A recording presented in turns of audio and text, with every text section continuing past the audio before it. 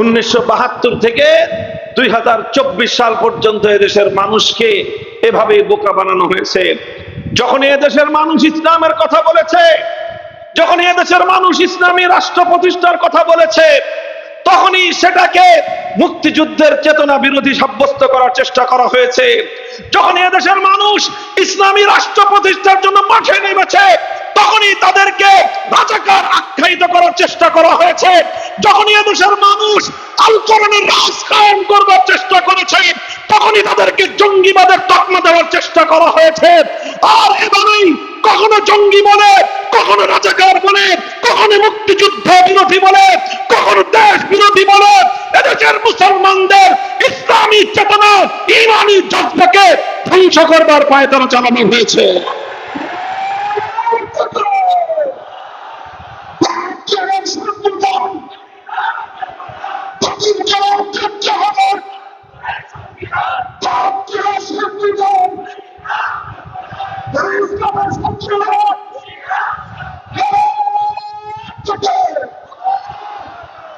সংগ্রামী সাথী ও বন্ধুগণ, কথা আমাদের পরিষ্কার।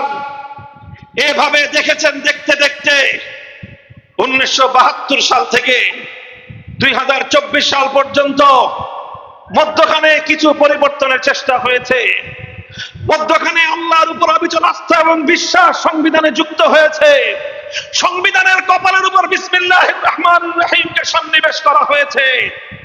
রাষ্ট্র ধর্ম ইসলামকে স্বীকৃতি প্রদানের মধ্য দিয়ে বাংলাদেশকে তার ঐতিহ্যের ধারায় ফিরিয়ে নেওয়ার চেষ্টা করা হয়েছে। এই ইতিহাসগুলো বিগত আমাদের 54 বছরের মধ্যে এই তিনটি ইতিহাস, এই তিনটা পর্ব এবং এই তিনটা অধ্যায় আমাদের জন্য সুখকর, আমাদের হৃদয়ের প্রশান্তিদায়ক এবং আত্মার প্রশান্তিদায়ক। 1 নম্বর, সংবিধানের শুরুতে বিসমিল্লাহির রহমানির রহিম যুক্ত হওয়া। 2 নম্বর, আল্লাহর উপর অবিচল আস্থা এবং বিশ্বাস সংবিধানের প্রধান ভিত্তি হিসেবে যুক্ত হওয়া। 3 নম্বর, রাষ্ট্র ধর্ম ইসলাম হিসেবে এদেশের মোর দ্যান 90% মুসলমানদের ধর্মীয় এবং তাদের ঐতিহ্যগত আদর্শ, তাদের চেতনাকে সম্মান প্রদর্শন করবার এই তিনটি ধারা পরবর্তীতে বিভিন্ন সময়ে বিভিন্ন ভাবেই বাংলাদেশের মানুষের অর্জন ছিল।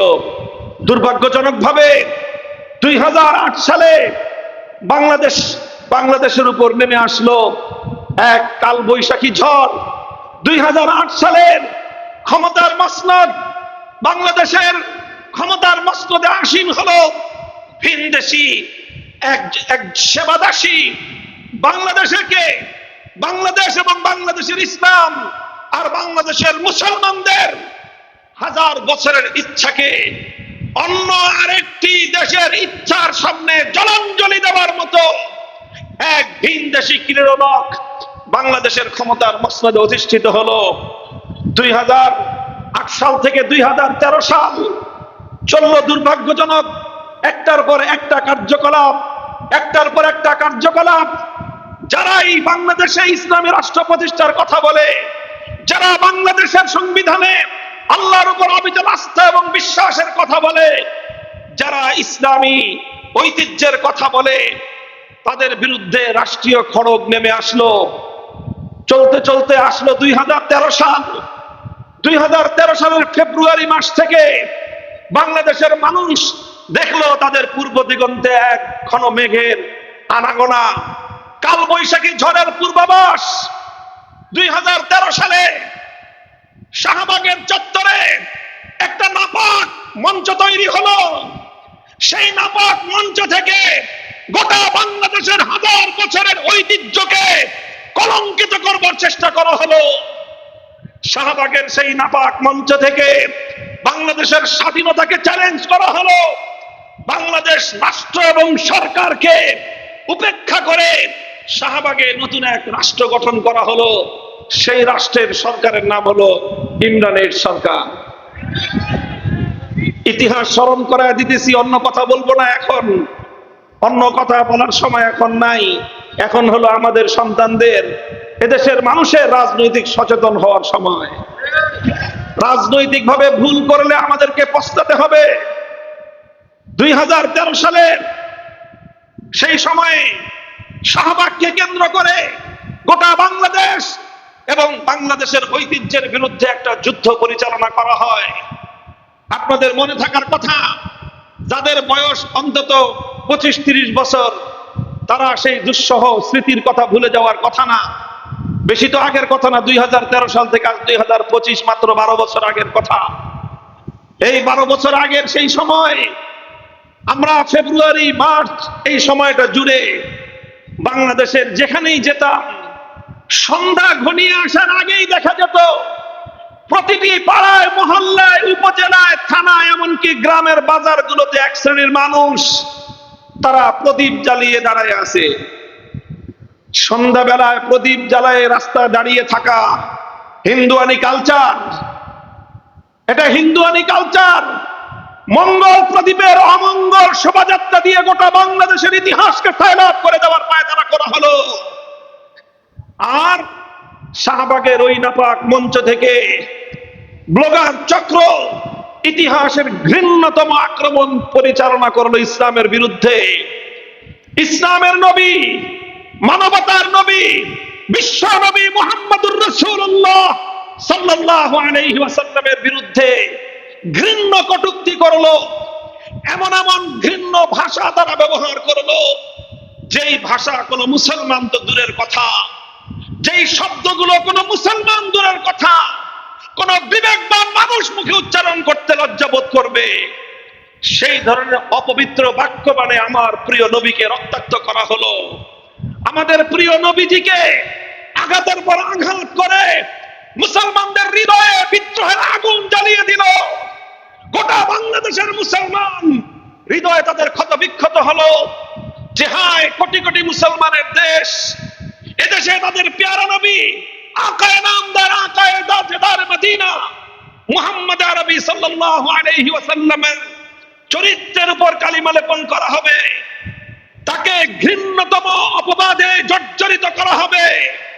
আমার নবীর পবিত্র চরিত্রকে কালিমা লেপন করার এই ধরনের অপতৎপরতা, ঘৃণ্য ষড়যন্ত্র যখন পরিচালিত হয়, সেই সময়ে সেই ঘৃণ্য কালপিট, নবীর বিরুদ্ধে চরম দুশ্মন, নবীজিকে কটাক্ষকারী কুখ্যাত থাবা বাবা নামে রাজীব আহমদ নামে এক কুখ্যাত কুলাঙ্গার ব্লগার আল্লাহর পয়গম্বরের কোন এক আশেকের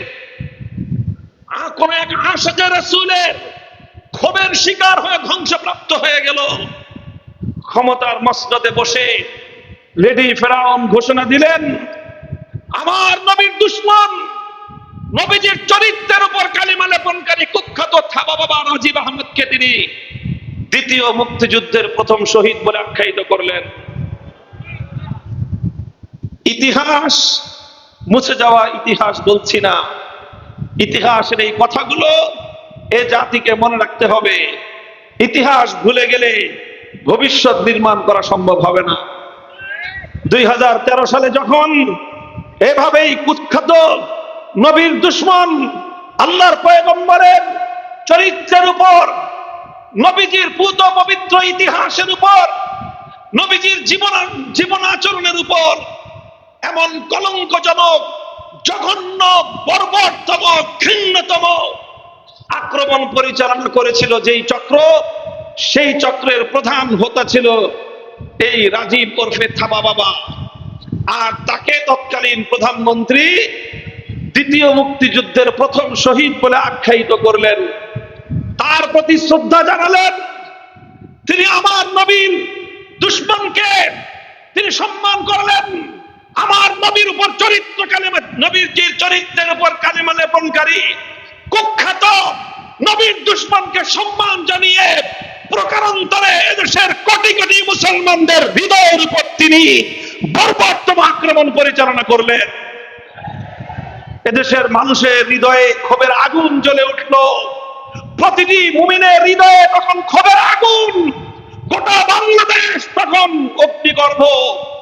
এদেশের মানুষের হৃদয়ে তখন তুষের আগুন দাউ দাউ করে জ্বলছে, কিন্তু বলার কেউ নাই। চারিদিকে এক ভয়াবহ নীরবতা, মুখ খুলবার সাহস কারো নাই। চারিদিকে ভয়াল ত্রাসের রাজত্ব কায়েম করা হয়েছিল। চতুর্দিকে শঙ্কা, চতুর্দিকে গুম আর খুনের এক মৃত্যুপুরী পরিণত করা হয়েছিল বাংলাদেশ। ঠিক ওই সময়ে হঠাৎ বাংলার আকাশে ধূমকেতুর মতো এক আলোকোজ্জ্বল মশাল আবির্ভূত হলো। বাংলাদেশের মুসলমানদের ত্রাতা হিসেবে, আল্লাহর রহমত এবং আল্লাহর নুসরত এবং গায়েবী সাহায্য হিসেবে বাংলাদেশের মানুষের কাছে একটি নামের আবির্ভাব ঘটলো। সে নামটাই হলো হেফাজতে ইসলাম বাংলাদেশ। সে নামটাই হলো আল্লামা শাহ আহমদ শফী রহমতুল্লাহ আলাইহি। সেই নামটাই হলো আল্লামা জুনায়েদ বাবুনগরী রহমতুল্লাহ আলাইহি। মুহতারাম হাজিরিন,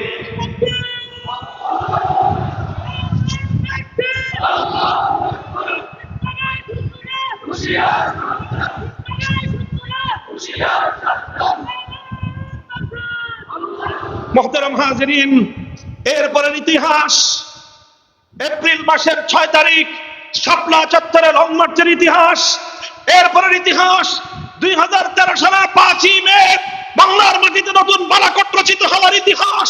শাপলা চত্বরে আমাদের একত্রিত হওয়ার ইতিহাস। শাপলা চত্বরকে এবং শুধু শাপলা নয়, গোটা বাংলাদেশের রাজধানী মসজিদের শহর ঢাকা শহরকে শাহাদাতের পবিত্র রক্ত দিয়ে ধুয়ে মুছে পবিত্র করবার ইতিহাস।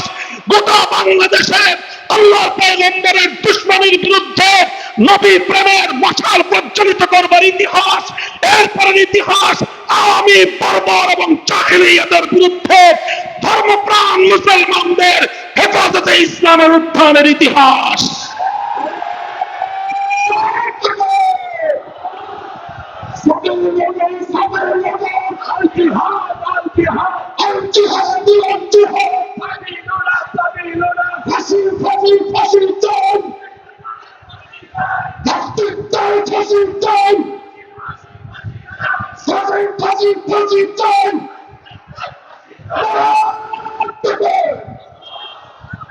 মুহতারাম হাজিরিন, আমি আপনাদেরকে স্মরণ করিয়ে দিচ্ছি সেই ইতিহাসগুলো। শাপলা চত্বরে একটি রাতও আমরা পূর্ণ করতে পারি নাই। 24 ঘন্টার সময় আল্লাহর নবীর আশিকদের জন্য রাজধানীর রাজপথকে ব্যবহার করবার সুযোগ দেওয়া হয় নাই। যেখানে শাহবাগের চত্বরে ঢাকা পিজি হাসপাতাল, বার্ডেম হাসপাতাল, জাতীয় জাদুঘর, ঢাকা বিশ্ববিদ্যালয়, গোটা ঢাকার প্রাণ কেন্দ্রে বসে সপ্তাহের পর সপ্তাহ, মাস পেরিয়ে মাস গড়িয়ে যায়, শাহবাগ চত্বর থেকে সেই নাপাক বাংলাদেশের স্বাধীনতা বিরোধী চক্রকে উৎখাত করার প্রয়োজনীয়তা অনুভব করে না, বরং তাদেরকে দুধকলা দিয়ে লালন পালন করা হয়। বিদেশ থেকে তাদের জন্য বড় বড় পাতিলে করে মোরগ পোলাও আর বিরিয়ানি রান্না করা খাদ্য পরিবেশন করা হয়। রাত এবং দিনের অন্ধকার আলো আধারিতে সেখানে নানা ধরনের অসামাজিক কার্যকলাপের আখড়া সাজানো হয়। এই সব গোটা দেশের মানুষের চোখের সামনে দিনের পর দিন, সপ্তাহের পর সপ্তাহ চলতে থাকে। কিন্তু শাহবাগ চত্বরকে এই নাপাকি থেকে মুক্ত করার কোনো গরজ অনুভব করা হয় নাই। কিন্তু 13ই মে একদিন সন্ধ্যাবেলা থেকে রাতের গভীর পর্যন্ত নবী প্রেমিক তাওহীদি জনতা, আল্লাহর পয়গম্বরের পেয়ারা উম্মত, এদেশের মেহনতি মানুষ, অসহায় আলেম ওলামা, ছাত্র জনতা, নবী প্রেমিকরা একটু বিশ্রাম করছিল। রাতের অন্ধকারে কেউ তাহাজ্জুদ পড়ছিল, কেউ সারা দিনের কর্মক্লান্তির পর আন্দোলন এবং সংগ্রামের মাঠে তারা অনেক ঘাম ঝরানোর পর রাতের বেলায় পরিশ্রান্ত অবসন্ন দেহ একটু রাজপথে এলিয়ে দিয়ে সামান্য একটু বিশ্রামরত ছিল। ওই অবস্থায় প্রায় 1.5 লক্ষাধিক বুলেট এবং মারণাস্ত্র নিয়ে বিভিন্ন ধরনের জীবনঘাতী, প্রাণঘাতী অস্ত্র শস্ত্রে সজ্জিত হয়ে সরাসরি শেখ হাসিনার নির্দেশে শাপলা চত্বরে অভিযান পরিচালনা করা হয়। বুলেটের আঘাতে ঝাঁঝরা করা হয় আমাদের ভাইদের বুকগুলোকে।